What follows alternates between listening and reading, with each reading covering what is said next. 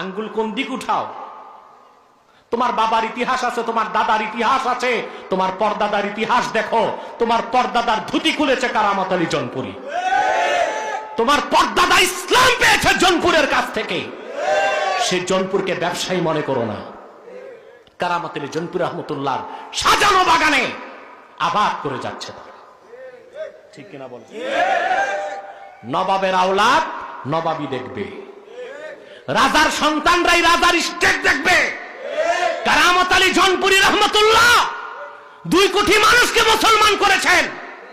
বাড়িঘর বিক্রি করে তোমাদেরকে ধুতি খুলে লুঙ্গি দিয়েছে, তোমাদের মাথার টিকলি মুছে টুপি দিয়েছে, তোমাদের নামের আগে শ্রী কেটেছে। কারামত আলী জৌনপুরির রুহানি আওলাদ, তার সন্তানরাই তার স্টেট দেখবে, মুরিদদেরকে দেখবে, রুহানি সন্তানদেরকে খেদমত করবে। ঠিক কিনা বলে?